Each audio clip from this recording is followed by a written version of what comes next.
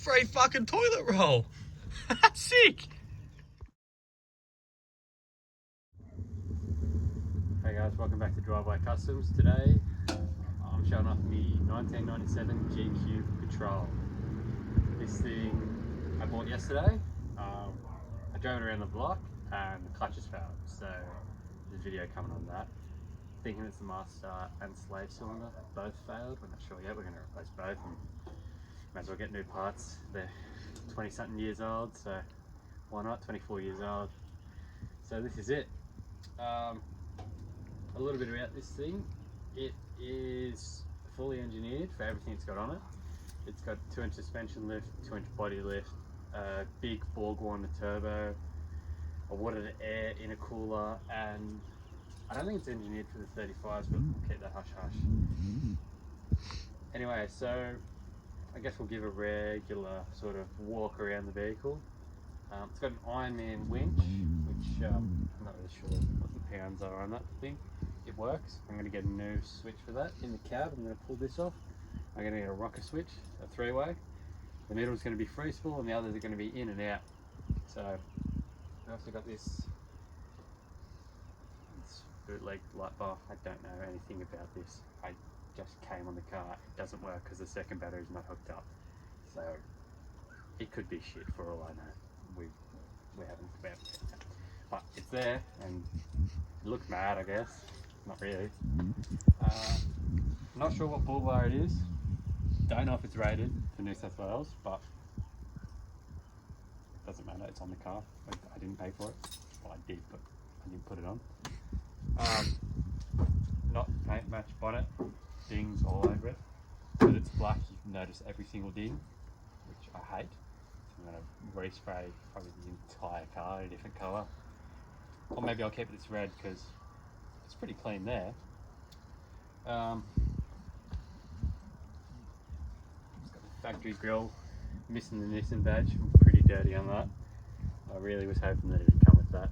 But I might get the grille that says Nissan on it, or I might try and find the badge, but I think I'll be a bit hard pressed to find the badge for it. I don't think I'm going to be able to call up Nissan and get that made. So that's basically the front of the car. It's kind of as you see it, garden edging flares just to fit the 35s in. This actually front quarter is probably the cleanest panel on the entire body. Little thing there. A little bit of paint bubbling. It's no show car. I didn't pay show car prices for it. I got it. It was a pretty good deal actually, besides the clutch not working. Had lots of paint fade on it. It's no, not paint fade, clear coat fade. But the old mirrors that are really stiff to adjust. Doesn't matter. I haven't had to drive it enough to know. It's got the PPD rock sliders, which they've modified to fit on the 2-inch body lift, which is good. It doesn't have central locking. Front keys. It's got the fully sick skull lock on there, which is absolutely stupid. Yeah. More about the body. This factory ugly looking flare thing, which is faded like all hell, pinstripes all over the body. No rust, but there's not really any rust on the body. There's dings there on both sides. A bit of surface rust, but it's easy fix. It's got a rear bar, which is pretty good. I don't know what brand that is again. It could be any brand for all I know. Came with the car, but it fits, so I'm happy with that. It's also done for the 2-inch body lift. If you look underneath, it's got an extended 135 litre fuel tank. This thing came factory with a 95 litre fuel tank. It's got a guard for that too, which is good, so I don't fuck that thing up. It's had a quarter chop for the rear bar setup too, which I really like. If you come around here, here's my favourite part of the car. Not this, don't worry about that. This thing. It's 3-inch, it's straight pipe. Well, it's not straight pipe. On the engineer's report it says it's got a muffler. If you look underneath there's a hot dog, but I think it's empty. So it's basically a 3-inch straight pipe. And it sounds pretty sick, I'll have to admit. You can hear the turbo spool up for ages. We'll show you a video of that later. More on the car. This is the worst part of the car. It's obviously been used for its purpose. Scratches, dings. Honestly, it's not going to be a show car, but I think to fix it, I'll cut that section out there and re-weld the exact same matching section from a different GQ. I'll probably just cut and weld up again. For the quarter chop, they've actually welded in panels under there, which is a good plus. Onto this side, all the vents are good. There's no rust in there, which I'm stoked on. There's absolutely zero rust in the gutters. Don't worry about how the gutter's pushed in there. That's just cosmetics. It's got this Aussie outdoor, I don't know what that says. It's just some awning. I don't even know if it folds out and works. I didn't bother checking it because it's an awning. It doesn't affect how the car drives. I can't unlock the passenger door from here. I have to reach it across from the car, which is great. You know, I love these things. Okay, that's the worst part. The door's been pushed forward and it opened up and it opened onto the quarter, and for some reason when they decided to open the door, they didn't think, this is pushing against the quarter, let's stop doing this. Let's open it the full way and push the quarter in. Anyway, I'll just have to take the door off, adjust it back, and get a new quarter anyway, because I'm probably going to get a stainless snorkel and a custom airbox, which will mean battery relocation in the back, which will suck because there's a lot of wires, as you'll see when we open the engine bay up. But anyway, so that's basically the whole outside of the car. It came with a few spares, like it came with a spare indicator and driving light for one side. I don't think it came for the right side, and it came with 2 spare taillights, which is good because I definitely smashed them. If any of you remember on our Instagram, you've seen the Navara with the smashed taillight because I'm a good manual driver. It's got this GMA aerial. It's pretty old. I think it's mid 2000s, sort of early 2010s. Technology wasn't as good back then as it is now, but it works. I'm not going to change it because that's not priority number 1 when the car doesn't even drive. So here's the grand reveal. Oh, first try. First try. Freaking heavy bonnet, and I'm freaking short. I'm on my tippy toes to reach that. Anyway. So it's got, as I said, a water to air intercooler, the factory air filter, and Safari snorkel setup. Don't mind it. Probably won't change it for a little bit until I get rich and decide I can afford a Stano. But you know, car doesn't run. Let's first things first. Windshield wiper fluid bottle is full of mud. I don't know how that happened. That is disgusting. I don't think you need to see that. The grill's held on with cable ties, as all good Datsuns should be. What should we start with first? We'll start with the water to air. Here's the bottle for the water to air system. Fill it up. It runs out of that into the water to air, and it runs into a actuator and then into a cooler on the front, which I don't know if you can see, it kind of blends in with the radiator. Then it comes out of the cooler into this hose and it runs into that again. That puts cold air from the intake into there. This Safari snorkel goes straight to the turbo, and so it's putting cold air into the turbo, and then this intake's basically going into the turbo there too. Onto this. This is a Borg Warner turbo. I'm not sure on the size, I'll have to look it up, but it's decently bigger than a factory size one would be.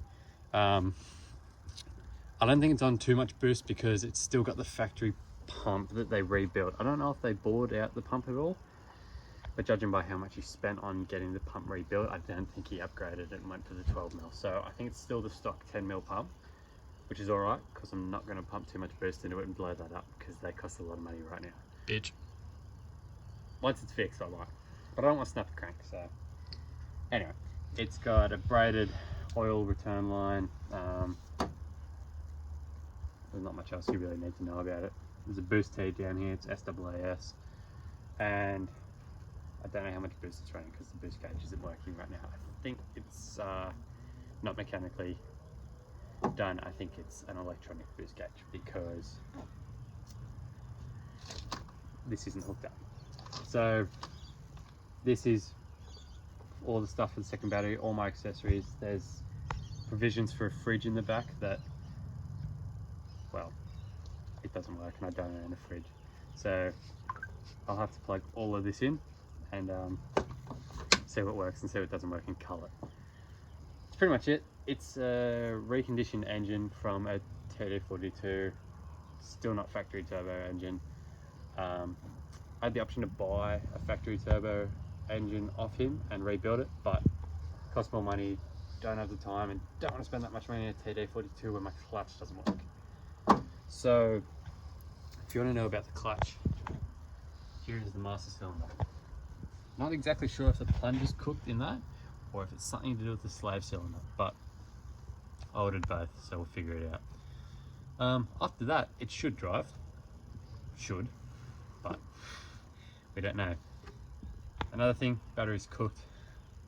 It says if you see red, it's broken, and I see red on the light on the hole there, so I need a new battery. It's not broken, it's just empty, and yeah. So what do? So here's the interior. It's honestly the cleanest interior I've seen. I'm too scared to lift the dash mat up. It's probably cracked under there, but what I don't know will not hurt me. In the lobby, in history. I think it's the cleanest one I've seen. It's obviously missing that, and that's probably the least clean thing about it. Yeah, no, it's not really that clean. It's pretty clean. No rips and cracks or anything. I guess first things first is this. It's got a voltage meter for both of those batteries. It's not rating anything for the second battery, obviously.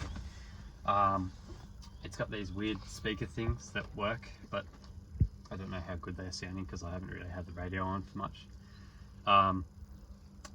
Here's the handheld GME thing. They don't have anywhere to mount it, so they've just wrapped it around there. Don't really care.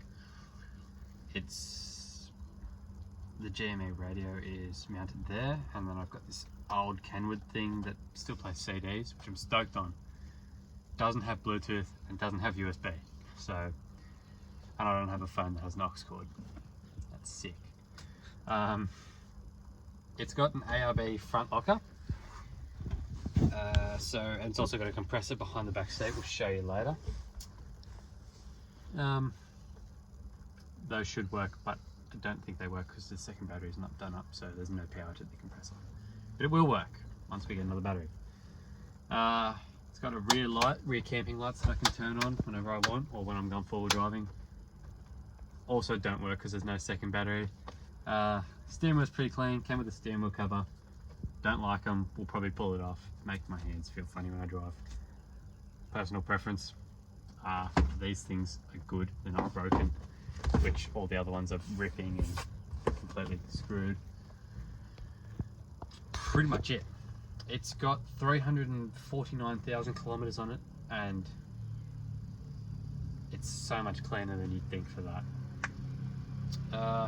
Handbrake works also, so that's a huge plus. I had to get this thing towed home on a tilt truck, and the tilt truck driver tested it out for us, so mad legend. That was pretty good. If you're near the Central Coast, coast-wide towing, really good rates and really good blokes that work for them. They tow anything from your car to excavators, so he helped us out heaps, so that was really good. Yeah, I was planning on driving home, but the clutch went. Alright, so here's the back seat. Carvo pack wind down windows. Don't look at that wind down window. Okay. I've got the handle for it. That's the main part. I need the spring in the thing. Behind the seat, there's a cargo net thing. I don't know what you call it. Cargo cage. And there's the ARB compressor. It all works. So I'm stoked on that. That's about it for the back seat. unless you like smoking as an ashtray. Clean too. No smokers. I don't have to see much of the roof liner. Probably the best part of the car. Absolutely immaculate, and so are the door cards. So it's not had too hard of a life, I don't think. Exterior wise, maybe. But anyway, let's go to the back. Here's the back. Bunch of stickers. Gonna take them all off. Don't really like having stickers that I didn't pay for any of the parts, and I don't really like the look of them. In the back, there's these fully sick speakers. I really don't know anything about these. What brand are they? They're Pioneer. They're upside down also, because the Pioneer logo is upside down. Yeah. It's got 2 drawers. It came with a bunch of spares. It's got a sleeping bag. Anyway, it's got a clutch fan, a bunch of hose lines, a filter line, a sieve line thing. I really don't know what this is for. If anyone knows, please tell me, because it was just in there. A bunch of hoses, a bunch of belts, the old boost thing. I really don't know either. It looks really funny. And fish oil. So that's how it stopped from rusting, which he obviously cared about it not rusting, and he knew that GQ's rusted like crazy. Top drawer, bottom drawer, came with a gas cooker and the Bible, the Holy Bible. Everything for patrols. So if you ever have a broken patrol, just consult the Bible. Here's the factory inner guards. He definitely cooked these things when he put the 35s on, and that's what went on in the car. Sway bar. It's got extended links from road safe 4-wheel drive that I haven't put on, and I'm really lazy, so I bet you I get pulled over and I don't have it on. What do you do? I throw on chip for the back. It's set up for a fridge. There's some cigarette plugs up there for it. I'll probably change those to Anderson plugs, but I'm a bit more leaning towards that's how I want to connect the fridge, and I want to have an Anderson plug in the back as well, so I can, when I'm stopped at the camp, I can have a solid panel on the roof. Those are the lights. Don't know how bright they'll be, but apparently they work. So yeah, that's pretty much it. I guess I'll show you the exhaust now. Fuck.